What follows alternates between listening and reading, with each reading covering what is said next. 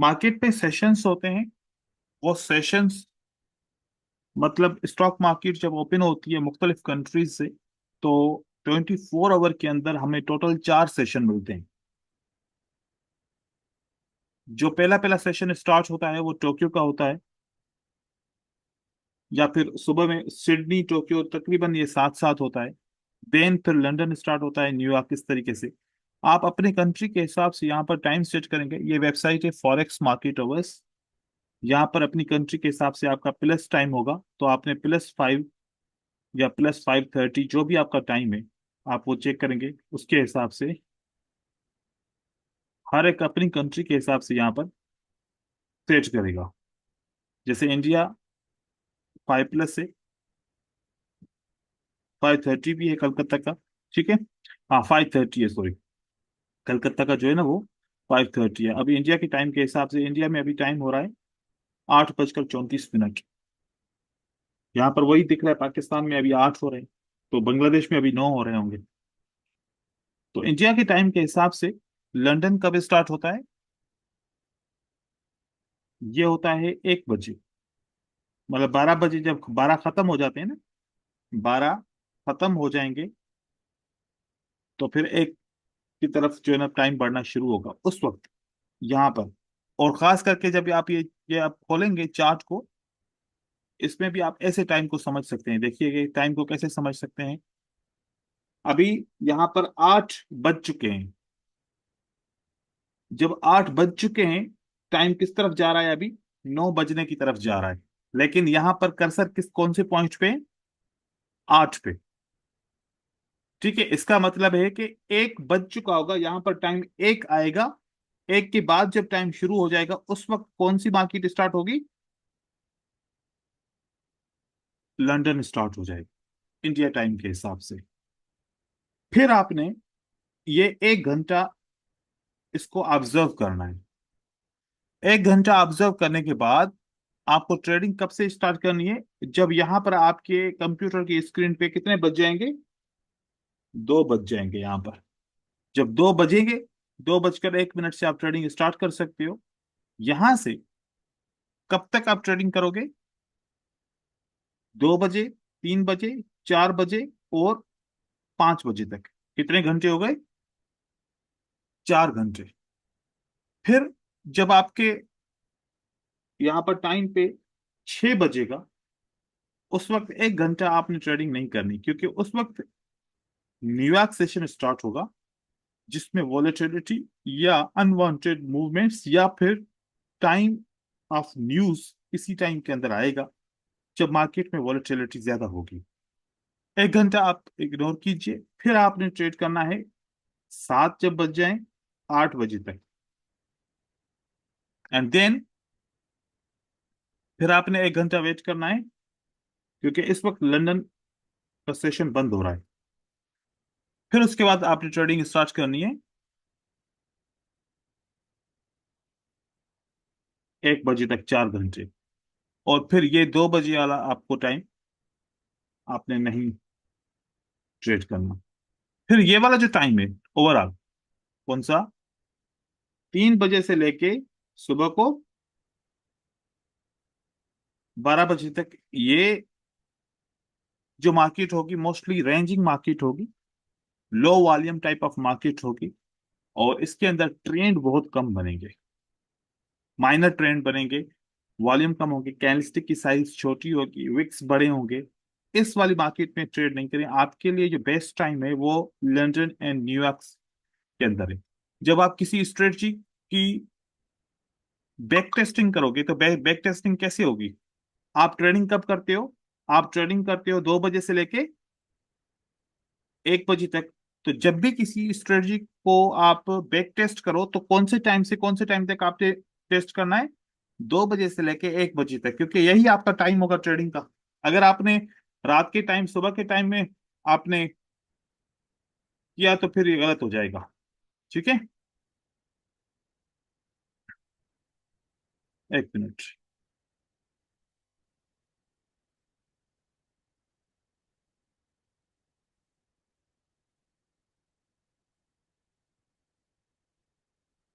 तो अभी पाकिस्तान में टाइम कब स्टार्ट होगा?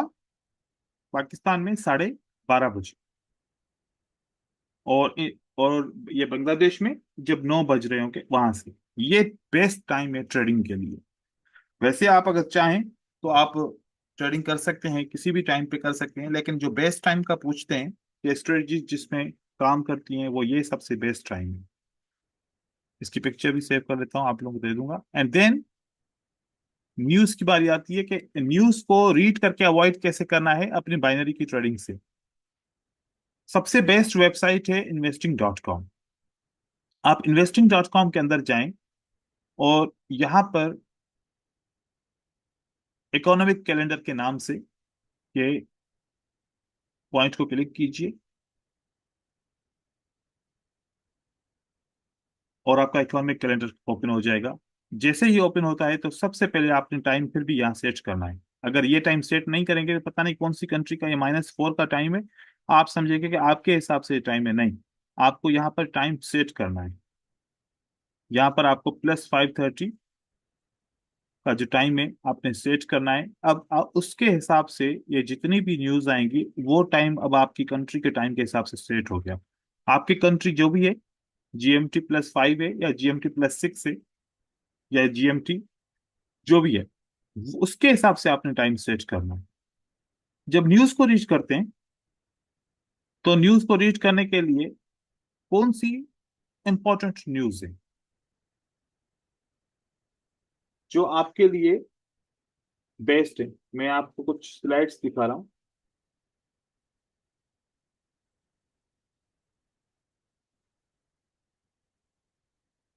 देखिए, फंडामेंटल एनालिसिस की बात करते हैं। फंडामेंटल एनालिसिस मतलब कि न्यूज की एनालिसिस जो होती है। सबसे पहले आपको यह समझना पड़ेगा what is fundamental analysis and then types of news in forex. मतलब कि आपको फॉरेक्स का डेटा ट्रेड करते हो तो इसलिए types of news in forex, क्योंकि फॉरेक्स की न्यूज आती है, बाइनरी की कोई न्यूज नहीं होती। बाइनरी तो डेटा डेटा कॉपी करता है फॉरेक्स से, उस पे एप्लीकेशन चलती है। Then important news events in forex, how to read and interpret news, news trading strategies, ये फॉरेक्स के लिए हैं। फंडामेंटल की बात करते हैं तो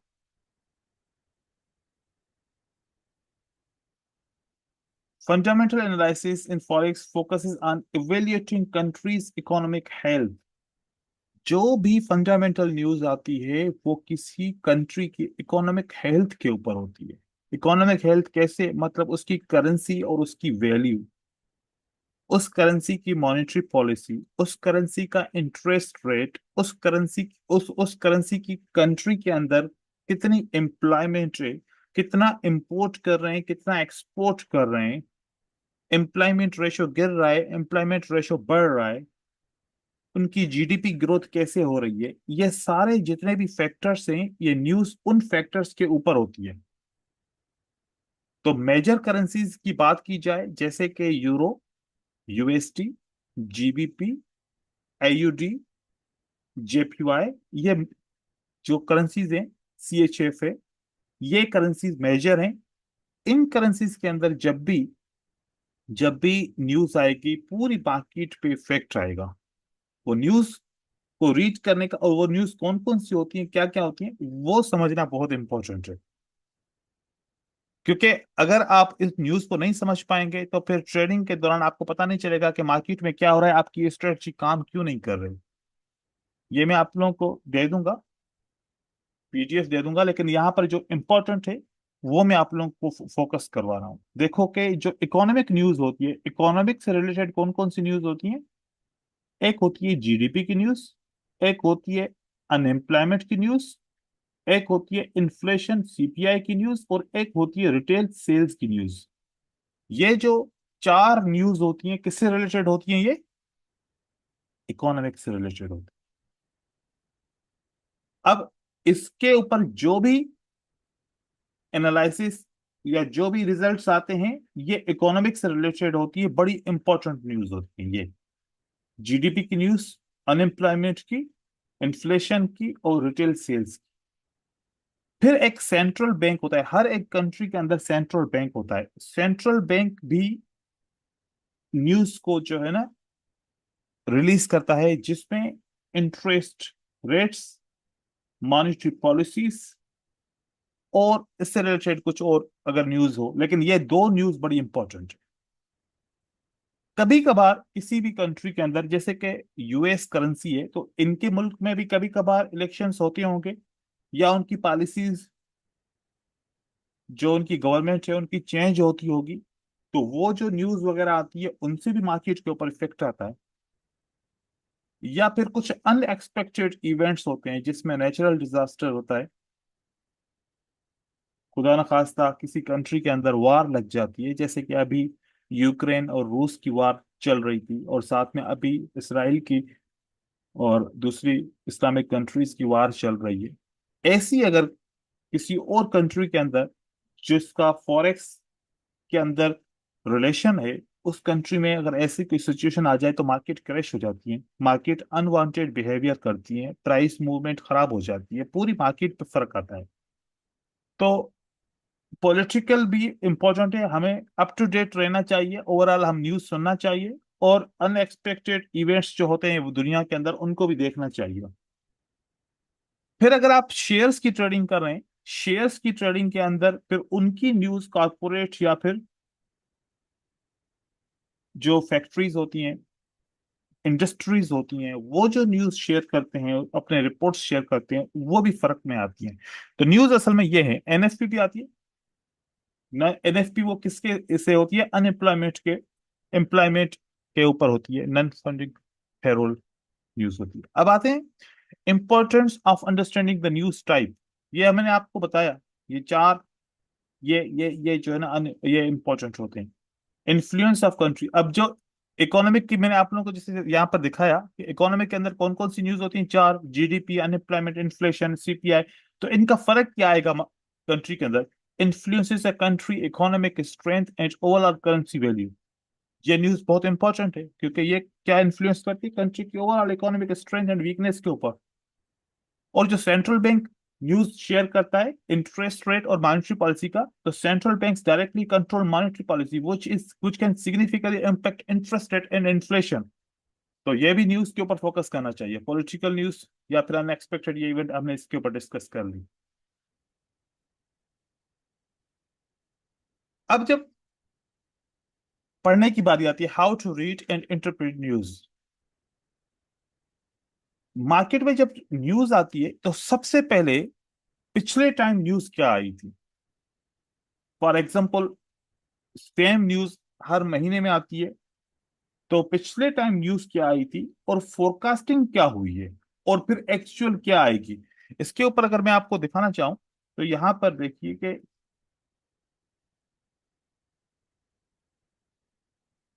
यहां पर पीछे जो न्यूज आई थी प्रीवियस टाइम क्या थी, फोरकास्ट। यहां पर दुनिया के बहुत बड़े बड़े एनालिस्ट फोरकास्ट करते हैं कि अब न्यूज क्या आना चाहिए, और एक्चुअल आई क्या न्यूज। अब जैसे कि अनएम्प्लॉयमेंट की बात करते हैं, एम्प्लॉयमेंट, अनएम्प्लॉयमेंट इंक्रीज होगी तो नेगेटिव न्यूज है, या अनएम्प्लॉयमेंट डिक्रीज होगी तो नेगेटिव न्यूज है।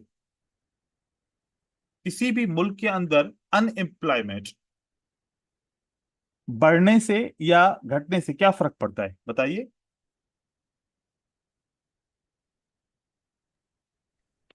फिर बढ़ने से नुकसान होता है। इसका मतलब है कि अगर अनएम्प्लॉयमेंट नेगेटिव न्यूज। अनएम्प्लॉयमेंट की वैल्यू बढ़ रही है, it means that is a negative news. तो जी। अनएम्प्लॉयमेंट का रेशो क्या होना चाहिए, गिरना चाहिए। पॉजिटिव में होना चाहिए। मतलब कि अगर पहले यहां पर कोई एक ऐसे अनएम्प्लॉयमेंट की न्यूज, सीपीआई, सीपीआई की कौन सी न्यूज होती है, इन्फ्लेशन की होती है। इन्फ्लेशन बढ़ेगी तो फायदा होगा, या इन्फ्लेशन नहीं नहीं सर। घटेगी तो फायदा होगा। फिर घटेगी तो घटेगी। फायदा होगा। ओके, मैं यहाँ पर दिस वीक में आता हूँ और यहाँ पर मैं यूरो यूएसटी या जीबीपी यूएसटी की जीडीपी की न्यूज देखता हूँ। अब देखो, ऐसे वन बाय वन आप लोगों को दिखाता हूँ। जीडीपी, ग्रॉस डोमेस्टिक न्यूज के ऊपर होती है। ये जीडीपी की ग्रोथ होगी तो फायदा है, या जीडीपी गिरेगी तो फायदा होगा। पॉजिटिव न्यूज होगी। तो बढ़ेगी तो फायदा होगा। अभी देखें पहले क्या थी, 0.7%। तो एनालिस्ट ने फोरकास्ट क्या किया था कि 0.6 तक आ सकती है ना। जी। तो 0.6 आती तो इतना ज्यादा इफेक्ट नहीं आता, या तो बढ़ना चाहिए था, लेकिन आ क्या गई, उससे भी कम आ जीरो गई। पॉइंट तो इसका मतलब यहाँ पर रेड लेटर्स आ गए, और रेड लेटर्स का मतलब क्या हुआ कि न्यूज नेगेटिव है, पॉजिटिव नहीं है। अब देखो करंट अकाउंट क्या है, करंट अकाउंट, करंट अकाउंट ये -13.8, ये डेफिसिट है, ये क्या है, डेफिसिट है। तो एनालिसिस और रिपोर्ट्स के हिसाब से इन्होंने क्या कहा था कि -32 तक, मतलब इससे कम होगा तो सही है, अगर इससे ज्यादा बढ़ेगा तो फिर नेगेटिव न्यूज है। तो क्या -32 से न्यूज ऊपर आई या कम आई, कम आई, 28 आई माइनस में, तो इसका मतलब ये पॉजिटिव जी। न्यूज हो गई। ठीक है, इस तरीके से यहाँ पर सीपीआई की है, यूरो की है, यहाँ पर 1 स्टार है, हमें 3 स्टार की न्यूज देखनी है। ये 3 स्टार जर्मन सीपीआई, यहाँ पर ये न्यूज नहीं आई, यूएसडी की चेक करते हैं, सीपीआई की न्यूज।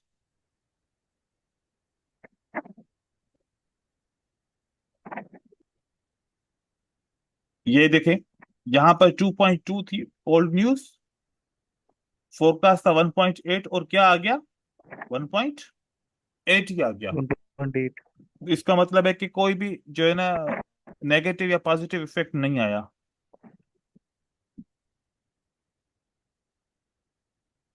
महीने के न्यूट्रल है। महीने के पहले पहले जो जो मंथ होता है ना, उसका पहला फ्राइडे कल है ना, पहला फ्राइडे। जी, कल आएगी एनएफपी की न्यूज। तो इस तरीके से जो सितंबर था, सितंबर का पहला फ्राइडे कौन सा दिन था, ये था 6 तारीख को। इसको अप्लाई करो, 6 तारीख को जो न्यूज आई थी इसकी, एनएफपी की,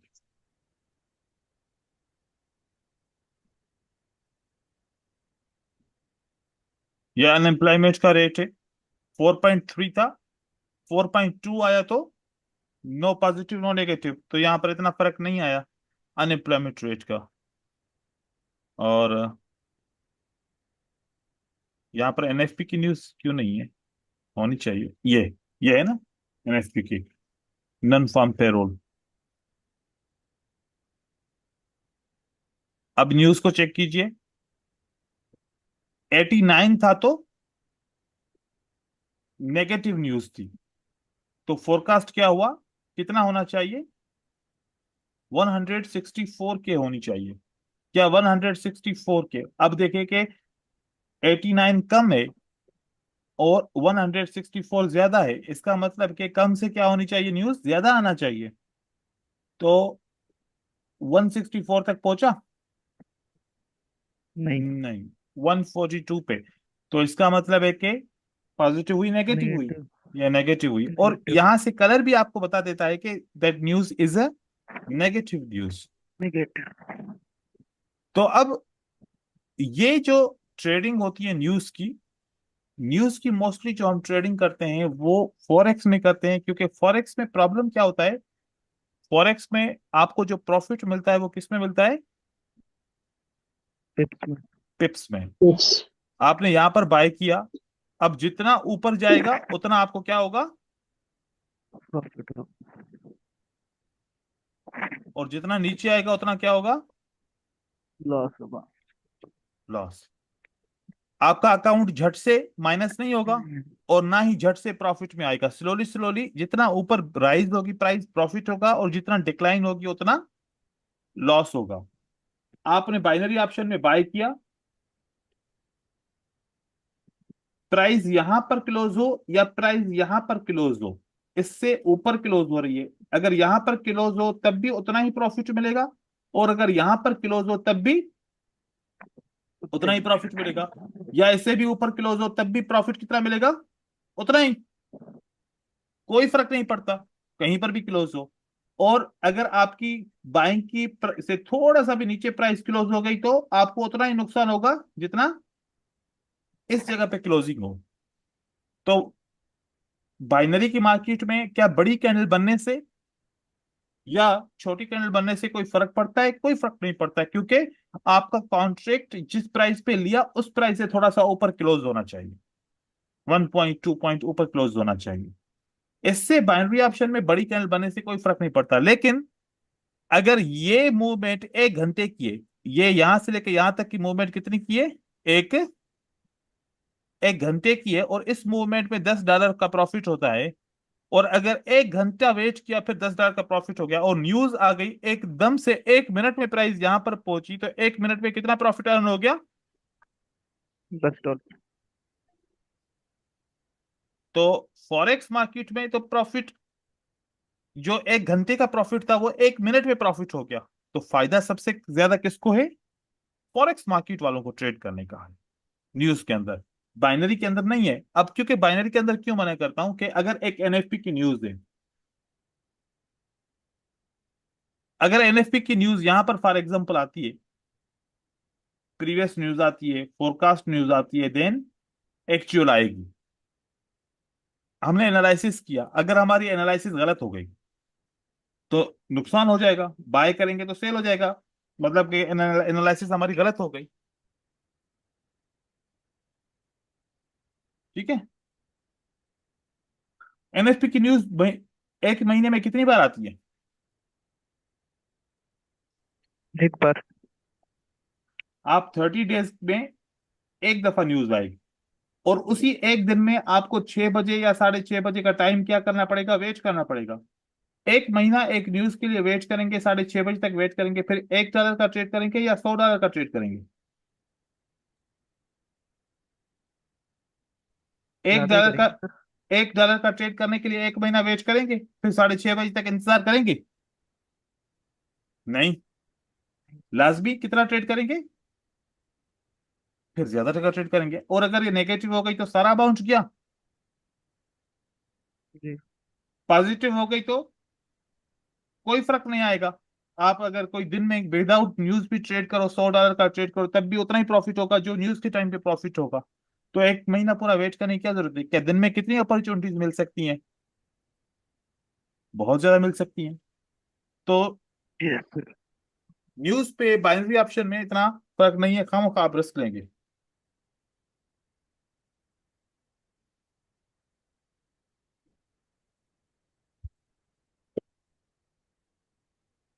ठीक है। तो न्यूज पे आपने क्या काम करना है? आपने फॉर एग्जाम्पल 7:30 पे न्यूज आ रही है, आपने ट्रेडिंग 7:15 पे या 7:20 पे ट्रेडिंग को क्या करना है? क्लोज करना है। आपने ट्रेड नहीं करना। देन कब ट्रेड करना है? फिर वापस 7:40 पे आपने स्टार्ट करना है। आपने 20 मिनट का हर स्ट्रांग न्यूज के बाद ब्रेक लेना है। स्ट्रांग न्यूज क्या होता है? जब 3 स्टार की न्यूज आती है। 3 स्टार, 2 स्टार और सिंगल स्टार में क्या फर्क है? 3 स्टार के ऊपर मैं कर्सर रख रहा हूं, यहां पर एक इंफॉर्मेशन आएगी, क्या लिखा हुआ है? High volatility expected. 2 स्टार के बाद क्या है? Moderate volatility expected. And 1 star के ऊपर लो वोलेटिलिटी एक्सपेक्टेड। 1 स्टार और 2 स्टार की न्यूज इतनी इफेक्टेड नहीं होती जो प्राइस के रिएक्शन को या प्राइस एक्शन को डिस्टर्ब करे, लेकिन जो 3 स्टार की न्यूज होती है वो बहुत डिस्टर्ब करती है। अब इसके अंदर एक और भी चीज आप लोग को बताऊं कि जब भी किसी न्यूज को हमें रीच करना होता है कि ये किस चीज की न्यूज है, कौन रिलीज करता है, इसका प्रीवियस डेटा कैसा है, हम इस न्यूज को यहां से जब क्लिक करेंगे तो इसकी पूरी इंफॉर्मेशन हमें मिल जाएगी। देखें, non farm payroll measures the change in the number of people employed during the previous month. पिछले महीने में कितने एम्प्लॉयड हुए, excluding the farming industry.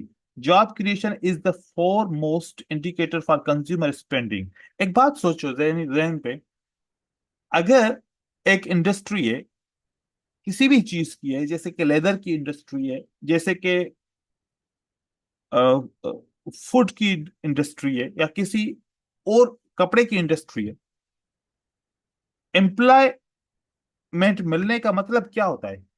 क्योंकि उनकी डिमांड बढ़ रही है, उनको ज्यादा प्रोडक्शन चाहिए, ज्यादा प्रोडक्शन चाहिए तो ज्यादा बंदे चाहिए।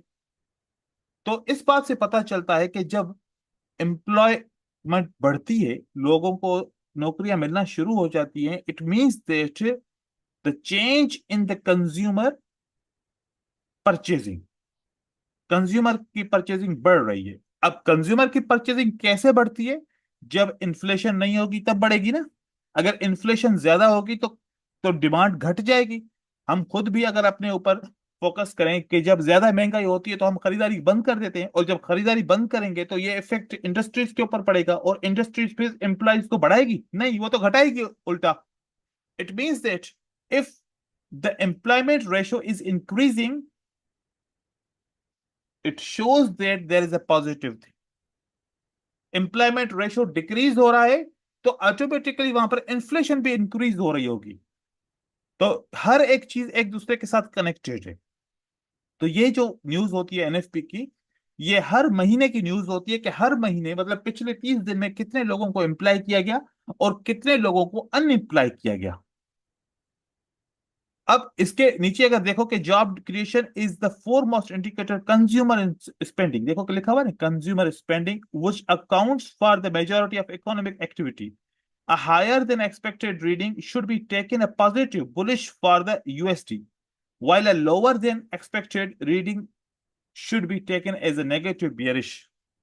तो ये अगर आपको न्यूज का मतलब समझ में आ गया और आपको पता चला कि पिछले 6 महीने में क्या न्यूज आ रही थी।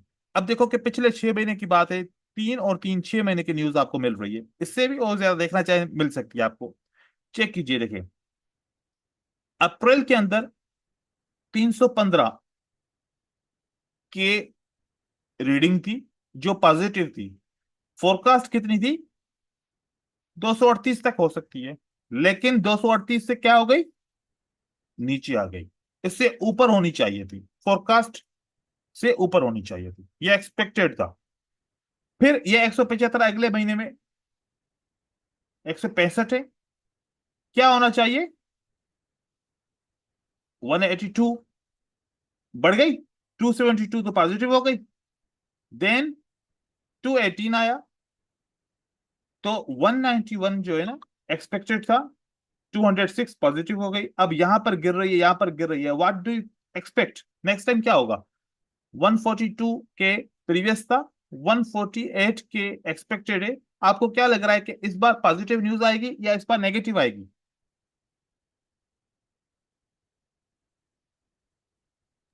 आइडिया नहीं लग पा रहा।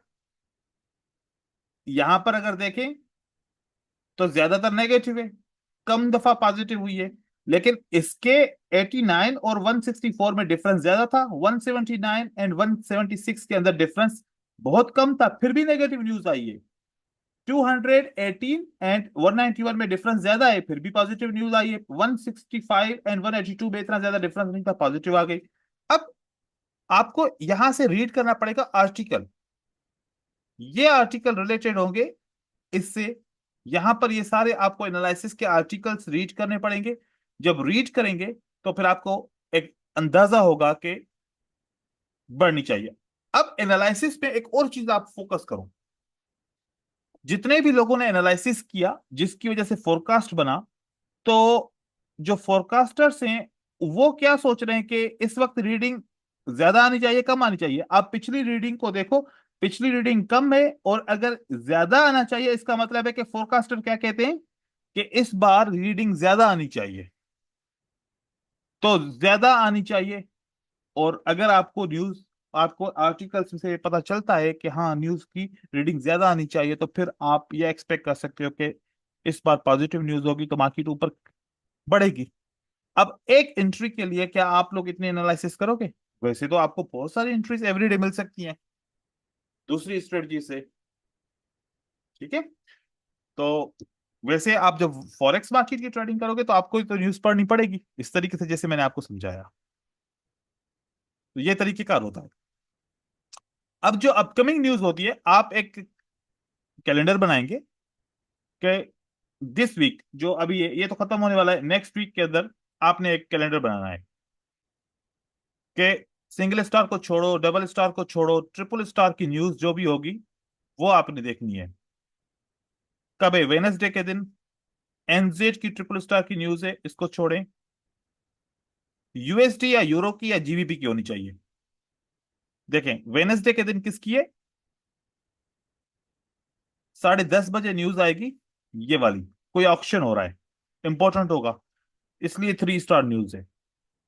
देन 11:30 बजे एफओएमसी मीटिंग मिनट से। अब न्यूज के कुछ टाइप्स होते हैं, किसी पे देखो कि यहां पर ये वाला बना हुआ है, किसी पे पी बना हुआ है, किसी पे ये ऐसे रिपोर्ट्स बनी हुई है। मुख्तलिफ किस्म की न्यूज होती है। मैं आप लोगों को नीचे दिखाता हूं कि यहां पर आपको ये मिलेगा। ये देखिए, अगर ऐसा वाला आइकॉन है तो रिट्रीविंग न्यूज है, मतलब कि पहले न्यूज कुछ और आई थी फिर वो रिट्रीव हो गई। ऐसे वाला तो मतलब कोई रिपोर्ट पेश होने वाली है, वो जल्दी में 1 सेकंड में पेश हो जाएगी, यहां पर 1 सेकंड में अपडेट आ जाएगी। और अगर ऐसी वाली है तो पल्ली मार रिलीज है, मतलब अभी न्यूज आई नहीं है लेकिन पहले से ही डेटा रिलीज हो चुका है, तो वो वाला डेटा यहाँ पर मार्केट में एनालिसिस के लिए दे रहे हैं। दूसरा स्पीच होती है ना, ये बड़ी खतरनाक न्यूज होती है। क्यों? क्योंकि स्पीच में पता नहीं चलता कि क्या बोलेंगे, क्या चीज होगी, पॉजिटिव स्पीक होगा या नेगेटिव स्पीक होगा। तो इसलिए फिर हमें ऐसी वाली न्यूज के ऊपर मार्केट अनसर्टेन हो जाती है, अनसर्टेनिटी आ जाती है मार्केट में, मार्केट एक कंसोलिडेशन में आ जाती है। कोई भी इन्वेस्टर इन्वेस्टमेंट करना नहीं चाहता, फिर मार्केट कंसोलिडेशन में इसलिए बनती है। जब भी कंसोलिडेशन में मार्केट आएगी, आपने अगर चेक करो तो पीछे से एक आपको न्यूज का टाइम हुआ होगा और न्यूज की वजह से मार्केट कंसोलिडेट हो जाती है। तो इन चीजों का फोकस करना है, और जो भी पॉजिटिव न्यूज है या फिर नेगेटिव न्यूज है, लेकिन 3 स्टार न्यूज के ऊपर 10 मिनट पहले 10 मिनट बाद में आपने वेट करना है, बाद में फिर ट्रेडिंग स्टार्ट करनी है। अनवांटेड लॉसेस की वजह से ऐसा ना हो आपका अकाउंट जीरो में हो जाए या फिर कम हो जाए। तो बेहतर यही है कि आप ये 20 मिनट हर न्यूज जो 3 स्टार की है उसके लिए आपको वेट करना पड़ेगा। ठीक है? इस पे कोई सवाल है किसी को?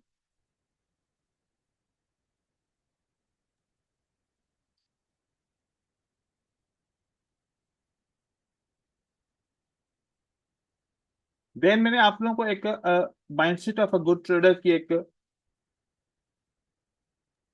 पीडीएफ भेजी है, उसको आप सबने रीड करना है। कुछ चीजें मैं आप लोगों को गाइड यहां से करता हूं इसके ऊपर।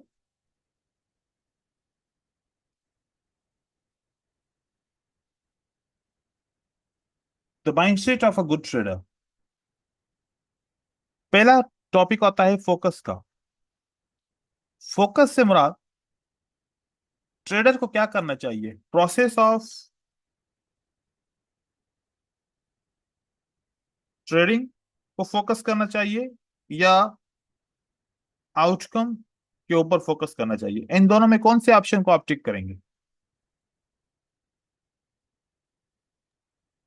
Sir process trading. Hmm. Process of trading process of sir. Trading. Trading sir. Okay. बहुत सारे ट्रेडर क्या करते हैं, ट्रेडिंग करते वक्त अपने हिस्ट्री को या फिर अपने रिजल्ट को लेके बहुत परेशान होते हैं कि मेरा रिजल्ट माइनस में आ रहा है, स्ट्रेटजी काम नहीं कर रही, या फिर मैं डिमोटिवेट हो रहा हूँ, पता नहीं क्यों मेरा रिजल्ट, मार्केट खराब है जिसकी वजह से मेरा रिजल्ट खराब हो रहा है। तो वो ज्यादातर फोकस करते हैं आउटकम के ऊपर। लेकिन अगर आप आउटकम के ऊपर फोकस करोगे तो कभी भी आप इमोशन से बाहर नहीं निकल पाओगे। आपको हमेशा रिजल्ट क्या भी आ रहा है, कुछ भी आ रहा है, आपको फोकस करना है प्रोसेस ऑफ ट्रेडिंग के ऊपर। प्रोसेस ऑफ ट्रेडिंग में क्या होता है कि आपकी स्ट्रेटजी कैसी है, क्या प्रूवन स्ट्रेटजी है, क्या सेटअप सही है, क्या राइट स्ट्रेटजी है, ऑन राइट टाइम है, ऑन राइट मार्केट है, तो फिर सही है। फिर भी आपने फोकस करना है प्रोसेस ऑफ ट्रेडिंग को। And then passion of passion for trading. Passion for trading क्या होता है कि a good trader has a passion for trading and want to improve as a trader. ये ट्रेडर हमेशा स्टडी करता रहता है, हमेशा नई चीजों को सीखता रहता है, हमेशा एनालिसिस करता रहता है, हमेशा चैलेंजेस को कबूल करता है। जब दिन का स्टार्ट होता है तो एक चैलेंज बनाता है कि आज मुझे ये कंप्लीट करना है। अब वो एनालिसिस के हिसाब से हो, लर्निंग के हिसाब से हो, ट्रेडिंग के हिसाब से हो, या फिर मार्केट में रिसर्च के हिसाब से हो, वो एक अपना चैलेंज बनाता है और उसको प्रूव करके दिखाता है और उसको कंप्लीट करता है। ऐसा नहीं कि बस ठीक है करेंगे करेंगे और लेकिन होगा कभी नहीं। लेकिन पैशन मतलब आपका इंटरेस्ट ट्रेडिंग के अंदर कितना है, और गुड ट्रेडर हमेशा अपने चैलेंजेस को कंप्लीट करता है। एंड देन सेल्फ कॉन्फिडेंस बहुत इंपॉर्टेंट है। सेल्फ कॉन्फिडेंस के लिए आप जब किसी स्ट्रेटजी आपने बनाई या फिर आपने सीखी, और जब आप उसके सेटअप को ट्रेड करने की कोशिश कर रहे हैं, क्या उस वक्त आपके माइंड में ये बात आ रही है बाय करो, नहीं नहीं सेल करना चाहिए, नहीं नहीं बाय करना चाहिए? क्या माइंड आपका ड्रबल हो रहा है? एक सेटअप के ऊपर बार बार डिसीजन आपके चेंज हो रहे हैं? अगर ऐसा हो रहा है it means that you don't have a self confidence, आपको अपनी स्ट्रेटजी के ऊपर यकीन नहीं है। तो आपको उस स्ट्रेटजी को रिव्यू करना चाहिए, डिसाइड करना चाहिए। वन टाइम आपने डिसाइड करना है, आइदर बाय और सेल। ऐसा नहीं है कि आप एक डिसीजन को बार बार रिपीट करो, आपका माइंड कंफ्यूज हो जाए। तो ऐसा आपने काम नहीं करना। देन जब आप ट्रेडिंग करते हो, क्या आप अपने ट्रेड को देख पाते हो, या फिर आप मुंह फेर लेते हो या आंखें बंद कर लेते हो कि 1 मिनट के बाद खोलूंगा पता नहीं क्या रिजल्ट आएगा, या फिर ट्रेड करते वक्त डरते हैं, डरने की वजह से फिर आप मतलब अभी नहीं कर रहा थोड़ी देर के बाद करूंगा, ये होगा वो होगा? अगर ऐसे हो रहा है तो it means you are not feeling relax in the trading. आपको कैसे ये फीलिंग रिलैक्स आएगा? A good trader feel relax when open और close his trades, he do not feel nervousness और enjoys, just follow his trading method. आपको method follow करना चाहिए, outcome के ऊपर नहीं जाना चाहिए। अब देखें, सबसे पहले क्या होता है, जब हम ट्रेडिंग करते हैं हमारे अंदर एक प्रेशर आता है। ये प्रेशर कब आता है? जब हम ट्रेडिंग करते हैं। लेकिन अगर ये प्रेशर हर वक्त आपकी ट्रेडिंग में रहे रहे रहे रहे तो ये तब्दील हो जाता है किसमें? स्ट्रेस के अंदर। जो प्रेशर था जब आप ट्रेड के लिए क्लिक कर रहे थे तब आ रहा था, मतलब वो इमोशन फील हो रहा था, डर के, एंजाइयस के, नर्वसनेस के इमोशन फील हो रहे थे। और फिर जब आप ट्रेडिंग नहीं कर रहे थे तो कुछ भी फील नहीं हो रहा था, फीलिंग रिलैक्स कर रहे थे। It means that was a first stage. Second stage क्या थी कि अब आप ट्रेडिंग कर रहे हो या नहीं कर रहे, फिर भी आपको क्या आ रहा है? परेशानी हो रही है, आप फिर भी नर्वस हो। आपका प्रेशर से अब सेकंड स्टेज पे आ गए हो, अब आप स्ट्रेस की तरफ आ गए हो। मतलब जिसको दायमी परेशानी बोलो, कि अब किसी वक्त भी रिलैक्स नहीं है, किसी वक्त भी आराम नहीं आ रहा, ये सेकंड स्टेज में पहुंच गए हो। अब स्ट्रेस के बाद फिर क्या आता है?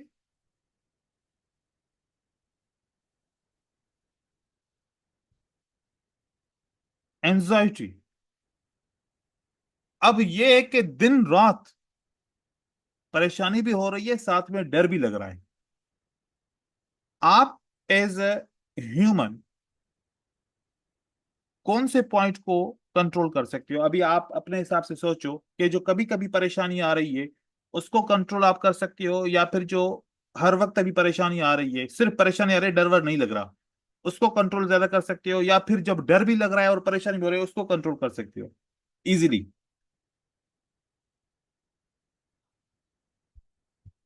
कौन सी पॉइंट को ज्यादा कंट्रोल कर सकते हैं? सर सबको भी, लेकिन स्ट्रेटजी काम नहीं करता। स्ट्रेटजी काम करता है, आपका दिमाग काम नहीं करता। ठीक है। Yes sir. सर ऐसा मैंने देखो, ऐसे आपको किसी को कहोगे ना कि एक बंदे ने एक काम किया, आपने कोई एक स्ट्रेटजी बनाई, आपके लिए वो काम कर रही है, और जब मैं ट्रेड कर रहा हूँ या कोई और ट्रेड कर रहा है, आपको बोले कि स्ट्रेटजी थर्ड क्लास की है, ये काम नहीं कर रही, इसका रिजल्ट अच्छा नहीं है, आपको बहुत बुरा फील होगा। ठीक है, यस क्योंकि सर। आप ये यस। बोलोगे कि मेरे लिए तो काम कर रही है। तो ये बात बोलना छोड़ दो, अपने ऊपर इल्जाम लो कि मैं उस स्ट्रेटजी को सही से ट्रेड नहीं कर पा रहा। स्ट्रेटजी कोई यस भी सर। फेल नहीं होती। मार्केट की ब्यूटी क्या है? Every strategy without filter, every, क्या आप आंखें बंद करो, सोचो कि 2 कैंडल ग्रीन बने तो तीसरी भी ग्रीन बनेगी। 4 कैंडल रेड बने तो पांचवी भी रेड बनेगी, 2 रेड बने 2 ग्रीन बने, अगली बार 2 रेड बनेगी। या कुछ भी सोचो, कुछ भी सोचो, वो स्ट्रेटजी मार्केट पे ढूंढो, आपको उसका रिजल्ट 55% आएगा। कोई भी आंखें बंद करके स्ट्रेटजी सोचो, उसका रिजल्ट क्या आएगा? 55। 55% आएगा। आएगा, मतलब के गारंटी के साथ मैं कह रहा हूं। फिर आप इसके सर। अंदर, एक मिनट मेरी का बात कंप्लीट करने दो। फिर यस सर। उसके बाद आप इसमें ट्रेंड का फिल्टर लगाओ, एसएनआर का फिल्टर लगाओ, और मनी मैनेजमेंट डालो। ये स्ट्रेटजी आपकी 80% हो जाएगी। अब ये अगर आपको ना ट्रेंड समझ में आ ही नहीं रहा कि ट्रेंड होता क्या है, तो ये फिल्टर आपका काम नहीं आएगा। एसएनआर मैं ढूंढ ही नहीं पा रहा, आती ही नहीं है, ये फिल्टर आप ऐड नहीं कर पाओगे। मनी मैनेजमेंट मैंने करनी नहीं है यूज, क्योंकि मैं गैम्बलिंग कर रहा हूं। तो जब ये तीन चीजें नहीं आएंगी तो हमेशा रिजल्ट क्या आएगा? 55 आएगा। और फिर इसमें उल्टा ट्रेडिंग करेंगे, गुस्से की वजह से एक जगह पे चार चार पांच पांच छह छह ट्रेड करेंगे, कोई मनी मैनेजमेंट नहीं होगी तो अकाउंट जीरो होगा। तो इसका मतलब ये थोड़ी है कि स्ट्रेटजी काम नहीं कर रही। तो फिर दोबारा आप ऐसी बात नहीं कीजिएगा कि स्ट्रेटजी काम नहीं करती, ये बोलो कि मुझे ट्रेड करने नहीं आ रहा, सीधी बात है। ठीक है ना? Yes sir. तो ये बात सर। है सिंपल सी। Yes sir. जी। सर मैंने ये ट्रेडिंग पे वेट करना सीखा और सेटअप होने सीखा, लेकिन ये कभी नहीं सोचा कि ये सेटअप में इतना कुछ लगाना होता है, हाँ, सब कुछ इसलिए मेरा लगाना लॉस होता है। होता है। देखिए अब यस उसके सर। बाद अभी क्या है कि जो इमोशंस आप लोगों को आ रहे हैं, डर के, लालच के, या फिर जो ट्रेडिंग के अंदर अनवांटेड लॉसेस हो रहे हैं, ये एक एक्सरसाइज है, उससे सही होंगे। अगर वो एक्सरसाइज आप करना चाहो तो। नहीं करोगे तो फिर ये इस तरीके से रहेगा, लगातार रहता रहेगा, या तो फिर आप ट्रेडिंग को छोड़ के जाएगा, या फिर ट्रेडिंग आपको कंगाल कर देगी। देखें, पहला ट्रेड किया, फिर आपने दूसरा ट्रेड किया, बीच में गैप कितना होना चाहिए? कम से कम आपको 5 मिनट का गैप करना है। कम से कम क्या करना है? 5 मिनट के। 5 मिनट्स गैप। इसके अंदर कितना भी अच्छा ट्रेड क्यों ना आ जाए, आपने ट्रेड नहीं करना। भले आपको दिखे कि ये श्योर शॉट है, 100% ये ट्रेड विन होगा, लेकिन आप कौन से कानून को फॉलो कर रहे हो कि पहला ट्रेड किया, अब टाइमर लगा लो कि 5 मिनट तक दूसरा ट्रेड नहीं करूंगा, उस 5 मिनट के बाद जिस वक्त भी अपॉर्चुनिटी आएगी तो फिर मैं दूसरा ट्रेड करूंगा। अब ये दूसरा ट्रेड आपका विन हो या फिर लॉस हो, फिर तीसरा ट्रेड कब करेंगे? 5 मिनट के बाद। 5 मिनट का वेट करना है। इस तरीके से आपने टोटल कितने ट्रेड करने होंगे किसी भी स्ट्रेटजी से? 100 ट्रेड कीजिए। जो एक टर्निंग पॉइंट आता है क्या? आप एक अच्छी मनी मैनेजमेंट यूज कर रहे हो, मैंने आप लोगों को मनी मैनेजमेंट पहली क्लास में सिखाई थी। जब आपके लॉसेस होंगे ना, एकदम से आप मार्टिंगल के ऊपर शिफ्ट हो जाओगे। किसके ऊपर शिफ्ट हो जाओगे एकदम से? मार्टिंगल के ऊपर। ये इमोशनल प्रॉब्लम है। आप किसी भी अच्छी स्ट्रेटजी के ऊपर ट्रेड कर रहे हो, जब उस स्ट्रेटजी में लॉस आना शुरू हो जाएगा, आप एकदम से एसएनआर स्ट्रेटजी के ऊपर शिफ्ट हो जाओगे, उस स्ट्रेटजी को छोड़ के।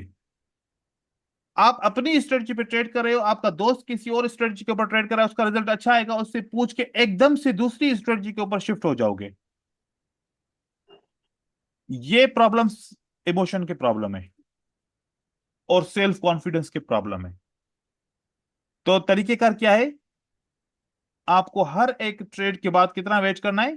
5 मिनट का वेट करना है। ज्यादा ट्रेडिंग करने से जरूरी नहीं है कि आप प्रॉफिट हासिल करोगे। ट्रेडिंग कम हो लेकिन एक्यूरेट हो, उससे प्रॉफिट हासिल होता है। तो जो इमोशन का प्रॉब्लम है उसके लिए सिर्फ ये एक एक्सरसाइज है। ये मैंने एक बहुत बड़े साइकाट्रिस्ट से बहुत डीप में डिस्कस करके उनसे ये फार्मूला मैंने हासिल किया। उन्होंने कहा कि आप अगर कंट्रोल नहीं कर सकते, मतलब कि आप वेट नहीं कर सकते, it means you are unable to control the emotion. जब आप अपने यकीन के साथ फास्टिंग करते हो, कितनी भी आपको भूख लगे, प्यास लगे, क्या करना होता है? वेट करते हो ना उस टाइम का, वेट करना पड़ता है। या फिर फॉर एग्जाम्पल आपकी तबीयत खराब हो गई है, डॉक्टर ने आपको कोई ऐसी चीज है जो खाने से मना किया, जिसको शुगर हो जाती है, उसको डॉक्टर क्या बोलता है, क्या नहीं खाओ, डायबिटीज हो जाती है ना, उसको डॉक्टर क्या कहता है, शुगर नहीं खाना, मीठा नहीं खाना। क्या वो खाता है? अपने जान के डर से, अपने जान के खौफ से फिर वो खाना बंद कर देता है, बिल्कुल ही नहीं खाता।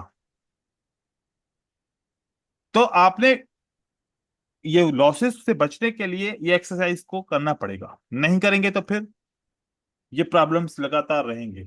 देन ट्रेडिंग के अंदर आपको हमेशा बी स्मार्ट एंड एफिशिएंट होना चाहिए। आप देखो कि आप अगर किसी भी स्ट्रेटजी को बैक टेस्ट कर रहे हो तो उसमें टाइम लगेगा। कोई ऐसा सिस्टम बनाओ जो जल्दी में बैक टेस्ट हो जाए, या फिर ऐसे टाइम पे जब आप ट्रेडिंग नहीं कर रहे उस वक्त उस स्ट्रेटजी की बैक टेस्टिंग करके रख लो, ताकि कल ट्रेडिंग के टाइम के अंदर आपका सारा काम कंप्लीट हो, सिर्फ ट्रेडिंग के वक्त पे उस, जैसे ही लंदन एंड न्यूयॉर्क के टाइम के ऊपर सिर्फ आपको ट्रेडिंग करने का टाइम मिले। आप पहले से रात में एनालिसिस करके रख लो, टाइम को बचाओ किसी तरीके से। और सबसे इंपॉर्टेंट पॉइंट है, ऐसी स्ट्रेटजी यूज करो जो प्रूवन है। आप जंप नहीं मारो के पहले आज एक ये पहली स्ट्रेटजी एक कोई ट्रेड की, कल फिर दूसरी की, पर परसों फिर की और की। और 10 ट्रेड करने से पता नहीं चलता कि स्ट्रेटजी अच्छी है या बुरी है। आपको कम से कम एक स्ट्रेटजी को ट्रेड करने के लिए 100 ट्रेड करने पड़ते हैं, फिर आप परसेंटेज निकालते हो कि ये परसेंट कितना परसेंट आपको विन करके देती है, कितना परसेंट आपको लॉस करके देती है। अगर आप एक स्ट्रेटजी को 10 ट्रेड किया, 8 विन किया, आप बोलोगे कि 80% विन हो गया। कैसे 80%? 10 का 8 80%। आप ऐसे बना तो सकते हो फिगर्स के अंदर, लेकिन 100 ट्रेड करने के बाद अगर 80 ट्रेड विन किए उसको हम बोलते हैं। क्योंकि आप इसको अगर फोकस करोगे तो फिर आज ऐसे किया, कल फिर 10 में से 6 विन हुए, फिर क्या 60% हो गई? फिर उसके बाद फिर 10 में से 4 हो गया, क्या फिर 40% हो गई? नहीं। जब 100 ट्रेड की परसेंटेज जो निकलेगी वो ही परसेंटेज होती है, 10 ट्रेड 15 ट्रेड करके परसेंटेज नहीं निकल जाती। देन आप कैसे सोचते हो? देखो मार्केट है, यहां पर सर्टेनिटी या अनसर्टेनिटी के साथ ट्रेडिंग नहीं होती। यहां पर ट्रेडिंग होती है प्रोबेबिलिटीज के साथ होती है। आप जैसा सोचोगे वैसा नहीं होगा तो बुरा लगेगा ना। आप सोचोगे कि मुझे, मेरी मतलब कि ये मेरा यकीन है कि मैं 10 में से 10 ट्रेड विन करूंगा, अगर नहीं कर पाओगे तो फिर बुरा लगेगा। क्योंकि ट्रेडिंग हमेशा प्रोबेबिलिटी के ऊपर होती है। अब प्रोबेबिलिटी क्या होती है? देखिए, a good trader knows that there are no certainties. Certainties का मतलब कोई भी ऐसा यकीनी सेटअप नहीं होता जिसको हम बोले कि 100% वो काम करेगा मार्केट के अंदर। ऐसा कोई भी सेटअप नहीं होता, ढूंढो भी नहीं मिलेगा, है भी नहीं। आपका काम है कि वर्क इज मैनेज अनसर्टेनिटी, कि अगर ये हर सेटअप 100% नहीं है तो फिर उस जो नहीं है अनसर्टेनिटी है इसको मैं कैसे मैनेज करूं। ये अगर आप यकीन कर लो कि कोई भी स्ट्रेटजी 100% नहीं है तो फिर वो क्या होगी, 80% होगी, 70 होगी, 55 होगी, 65 होगी। मतलब आपने ये कि आपने इस बात का फैसला ले लिया कि स्ट्रेटजी 100% नहीं है, 80 है, 70 है, 55 है या फिर 65। तो अनसर्टेनिटी को कैसे मैनेज करोगे? मैनेज कैसे करोगे? मनी मैनेजमेंट के साथ मैनेज करोगे। यस। तो कोई भी ट्रेड विन भी हो सकता है, सपोर्ट हो नहीं हो, रिवर्स भी हो सकता है, कुछ भी हो सकता है। मार्केट के अंदर अनसर्टेनिटी होती है, तो वो हम लॉसेस को मनी मैनेजमेंट के साथ रिकवर करें, सिक्योर करें अपने प्रॉफिट को। तो आपको मनी मैनेजमेंट का यूज करना पड़ेगा। तो ये बड़ा इंपॉर्टेंट है कि आप, क्योंकि जितना आप फॉर एग्जांपल एक इंसान की फितरत है, जब उसका दिल टूटता है कि वो यही एक इमोशनल बात में आता है कि मैंने इसके ऊपर बहुत यकीन किया और जैसा मैंने यकीन किया वैसा ये बंदा नहीं था, इसकी वजह से मुझे बहुत दुख हुआ, मैं बहुत इमोशनल हो गया। तो आपने वो इतना यकीन करना ही नहीं था। आप ये सोच के करते कि धोखा भी दे सकता है और हो सकता है ना भी दे। अगर दोनों पॉसिबिलिटी प्रोबेबिलिटी थी, दोनों आउटकम थी, तो आप पहले से ही तैयार होते, धोखा दिया तो मैं क्या करूंगा, और धोखा नहीं दिया तो फिर क्या होगा। तो हर चीज ऐसे सोचो। देन अगर आपके रिजल्ट खराब हो जाएगा तो फिर क्या करेंगे। आपने गिव अप नहीं करना, अगेन स्टडी करनी है, और अगेन आपने प्रूफ करना है कि आप कर सकते हो, हिम्मत नहीं हारनी। और दूसरी, देखें कि आप लोगों का बैकग्राउंड की अगर मैं पूछूं, कोई ऐसा बंदा हो जिसका बैकग्राउंड फाइनेंस से है, मतलब कि जिसने बीएस भी किया हो, या एमएस किया हो, या फिर एमबीए किया हो, ऐसा कोई बंदा है। नहीं सर, टेक्निकल से है। मतलब कि आप टेक्निकल वाले फाइनेंस में आ गए है ना। या जी फिर यहाँ पर सर, मैं सर कुछ ऐसे भी होंगे जो अभी पहले इंटरमीडिएट में होंगे, अभी उन्होंने बैचलर भी नहीं किया, वो ट्रेडिंग के फील्ड में आ गए, पूरा फाइनेंस के अंदर समझ में आ गए। ये फाइनेंस एक पूरी फील्ड है। उस फील्ड को क्या हम 10 से 12 दिन में समझ सकते हैं? नहीं समझ सकते। No sir. तो इसके लिए हमें और ज्यादा मेहनत, एवरीडे मेहनत करनी पड़ेगी, चीजों को समझना पड़ेगा, आहिस्ता आहिस्ता हम समझ जाएंगे। लेकिन ये तो नहीं कि आपका रिजल्ट एकदम से 10 से 15 दिन में आ जाएगा, ये इम्पॉसिबल नहीं है। हाँ, कुछ गॉड गिफ्टेड होते हैं माइंड से ऐसे, जो एक दफा बस कोई चीज देख ले, चाहे वो उसकी फील्ड का हो या नहीं हो, बस वो उसके जहन से नहीं निकलता, वो हमेशा उसको याद रखता है, उसको यूज कर पाता है। तो हम अगर इस फील्ड से नहीं है, तो इसका मतलब है कि हमें मेहनत ज्यादा करनी पड़ेगी। आप मैनेज रिस्क करेंगे, जो मैंने आप लोगों को सिखाई है, हर एक ट्रेड जो ओपन करेंगे उसके हिसाब से मैनेज करेंगे, फिर सही रहेगा। एंड देन आपने जो भी किया, आप उसका एक रिकॉर्ड रखें। जो लॉसेस हुए उन पिक्चर्स को सेव करें, प्रॉफिट हुआ उन पिक्चर्स को सेव करें।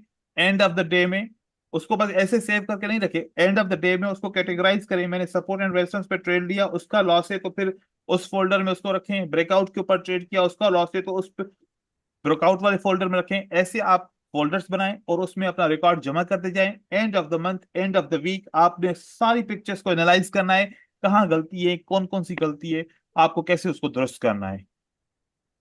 तो ये बहुत इंपॉर्टेंट है। And then never stop learning again. आपने हमेशा पढ़ते रहना है, ये नहीं है कि अब बस सब कुछ खत्म, हर बार यहाँ पर सिर्फ और कुछ नहीं पढ़ना, नहीं, आपको पढ़ते रहना है। देन ट्रेडिंग विजडम यह कहती है कि risk comes from not knowing what you are doing. इसका मतलब यही है कि जो आपको नहीं आता ना, रिस्क उससे आती है। मतलब कि कोई भी लेक ऑफ नॉलेज, जो, या लेक ऑफ नॉलेज ही कह सकते हैं, कि कोई ऐसे एक ऐसा कॉन्सेप्ट आपका मिसिंग है ट्रेडिंग के अंदर, जो आपको नहीं आता, वो रिस्क क्रिएट कर सकता है। आप क्या कर रहे हो उससे रिस्क नहीं आती। तो इसका मतलब है सीखना है, आपने जितना हो सके सीखना है। किसी को कोई सवाल है तो पूछ सकता है। सर एक क्वेश्चन था सर। जी। सर ये थोड़ा पर्सनल था आपके लिए। आप कहाँ से नॉलेज लेते हैं? मैं नॉलेज कहाँ से लेता हूँ, मैं भी आप लोगों की तरह ट्रेडर हूँ, लेकिन मेरा जो बैकग्राउंड है वो फाइनेंस से है।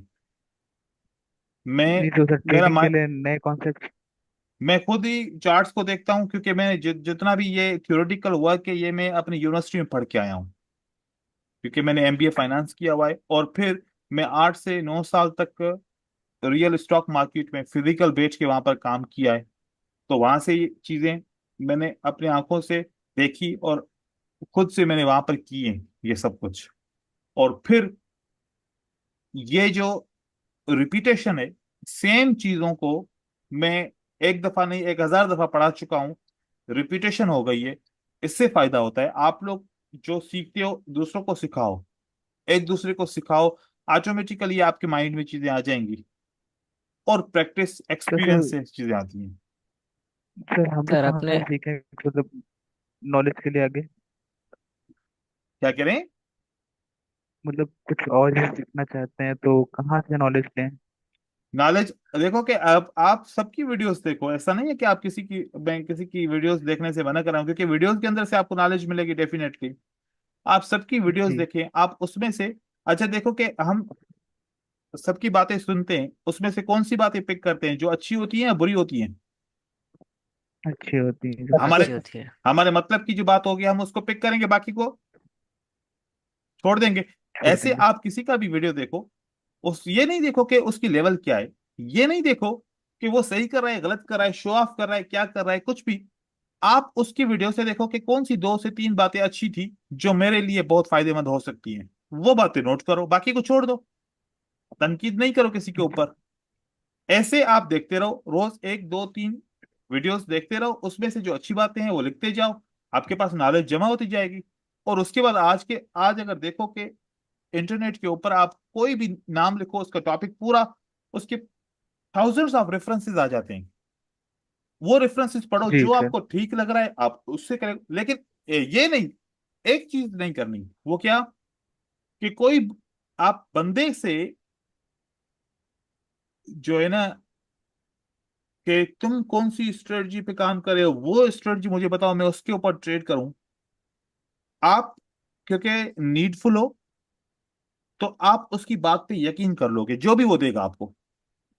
लेकिन उस बंदे पे डिपेंड करता है कि उसने आपको सही गाइड किया या गलत किया। ठीक है। तो बहुत सारे जी। लोगों की ये होती है आदत कि वो चीजों को छुपाते हैं और अपनी चीजें किसी को दूसरों को शेयर नहीं करते, किसी किसी की आदत होती है, और बहुत सारे लोग शेयर करते हैं। वो कहते हैं कि भाई हर एक का अपना नसीब है, हर कोई अपने तरीके से हासिल करेगा।